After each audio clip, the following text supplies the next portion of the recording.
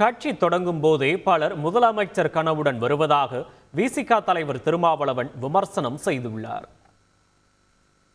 கட்சி தொடங்குகிற போதே முதலமைச்சர் கனவோடு பலரும் கட்சி தொடங்குகிறார்கள். அடுத்த முதலமைச்சர் நாங்கள் தான் என்று ஒவ்வொருவரும்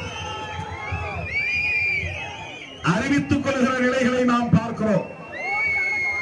ஆனால் திருமாவளவன் பொது வாழ்க்கைக்கு வந்தபோது அரசியல் பதவி தேவையில்லை, மக்களுக்காக தியாகம் செய்வோம், சட்டமன்றத்துக்கு போவோம் என்று நான் பேசவில்லை, சிறைச்சாலைகளுக்கு செல்வோம்.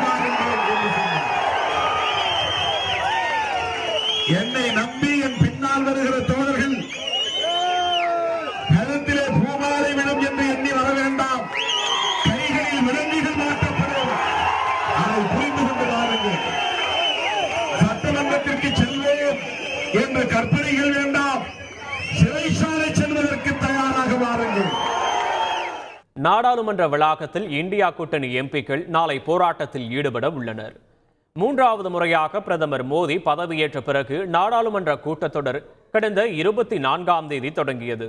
நீட் முறைகேடு, அக்னிபாத் திட்டம் உள்ளிட்ட பல்வேறு விவகாரங்களை வலியுறுத்தி இந்தியா கூட்டணி எம்பிக்கள் அமளியில் ஈடுபட்டதால் இரு அவையும் முடங்கியது.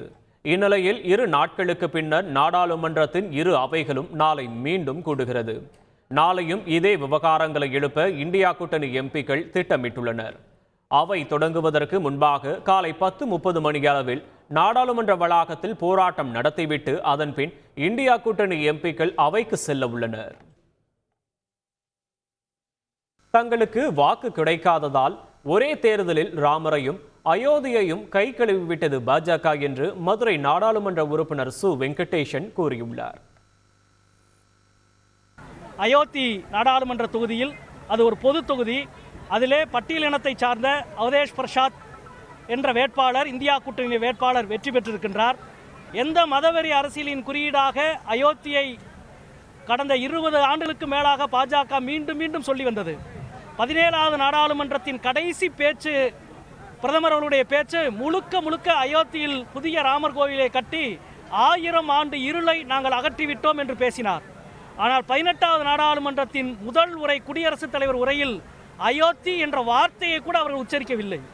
ஏன் ராமரையும் அயோத்தியையும் ஒரே தேர்தலில் கைகழுவி விட்டது பாஜக? செய்திகளை உடனுக்குடன் தெரிந்து கொள்ள உடனே சப்ஸ்கிரைப் பண்ணுங்க.